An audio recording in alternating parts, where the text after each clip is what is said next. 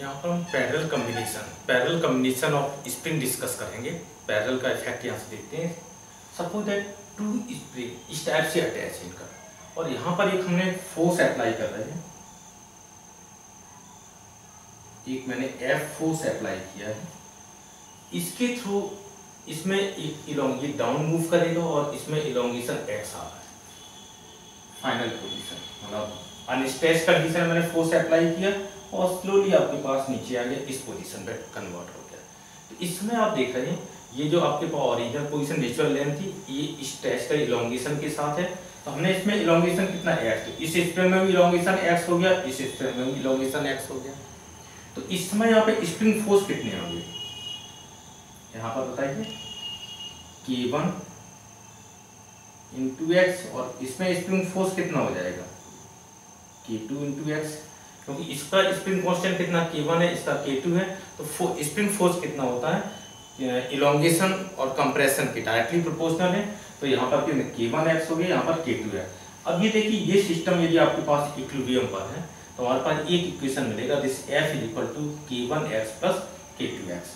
तो यहाँ से इक्वेशन मिल रहा है फॉर इक्विलिब्रियम के लिए, this F is equal to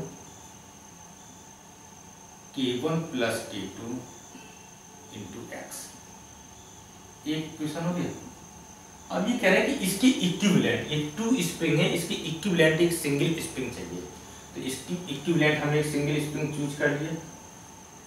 इसका सपोज दैट स्प्रिंग कांस्टेंट की लेंथ आपके पास जितनी स्पीच की वही सेम लेंथ हमने यहाँ पे चूज की। अब हम यहाँ पर कह रहे हैं कि सेम फोर्स अप्लाई कीजिए, सेम फोर्स अप्लाई किया तो इसकी स्ट्रेच पोजीशन कहाँ पे आ गई, यहाँ से लेके यहाँ तक। इसमें इलोंगेशन कितना आ गया, सेम। इक्विवेलेंट का मीनिंग होता है कि हम सेम फोर्स अप्लाई यहाँ करें तो सेम यहाँ पे अप्लाई कीजिए और इलोंगेशन भी सेम हो जाए।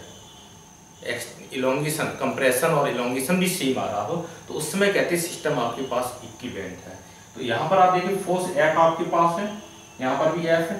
यहाँ पर आप देख रहे हैं कि वैल्यू कितनी, स्प्रिंग फोर्स कितना हो जाएगा K टाइम्स इंटू एक्स। तो इसका एक इक्वेशन मिल रहा है, this F is equal to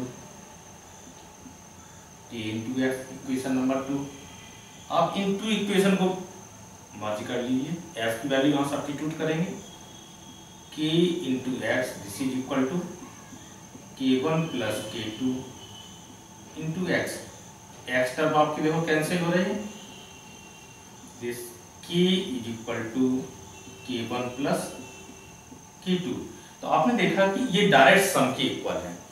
और सपोज दैट 3, 4, 5 नंबर ऑफ इस टाइप की पैरेलल अटैचमेंट हो, उसके लिए हम क्या लिखेंगे कि equivalent is equal to summation of Ki। इस टाइप से इक्विवेलेंट का रिजल्ट यूज कर रहे होंगे।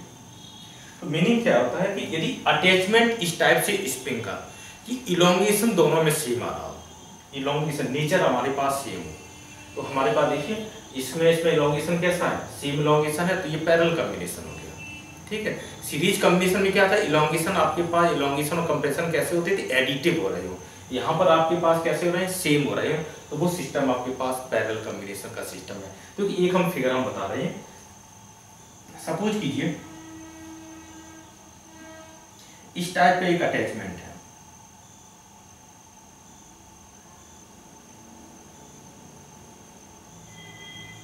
एक मैंने ब्लॉक अटैच किया यहाँ पर, अभी अनस्ट्रेच्ड कंडीशन में है।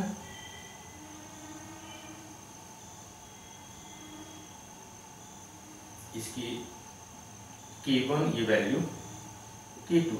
अब ये कह रहे हैं कि इस ब्लॉक को हम एक साइड में डिस्प्लेस कर रहे हैं, मान लो इस साइड में हम डिस्प्लेस करेंगे तो इसकी न्यू पोजीशन बन जाएगी। हम डिस्प्लेस पोजीशन दिखाना चाह रहे हैं,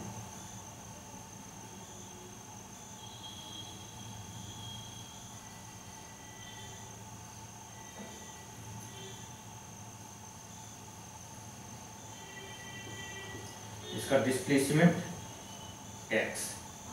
अब देखिए इस समय ये टू स्प्रिंग है वो कैसे बिहेव कर रही है।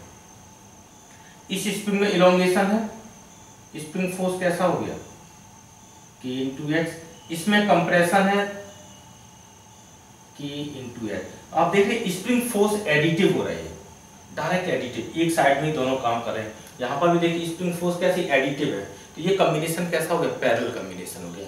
इसमें हमारे पास देखिए यहाँ पर दोनों में इलोंगेशन हो रहा है, इसमें एक में इलोंगेशन है एक में कंप्रेशन है, फिर भी आपके पास पैरेलल कॉम्बिनेशन है, ठीक है।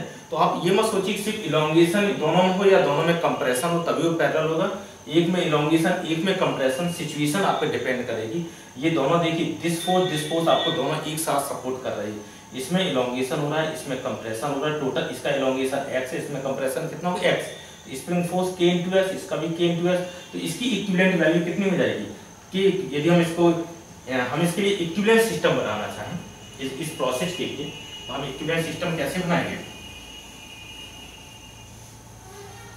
इसके लिए इक्विवेलेंट सिस्टम एक सिंगल स्प्रिंग आप अटैच कर देंगे, इस ब्लॉक से एक स्प्रिंग को आप रिमूव कर दें, दिस k = पैरेलल कॉम्बिनेशन के लिए k1 + k2।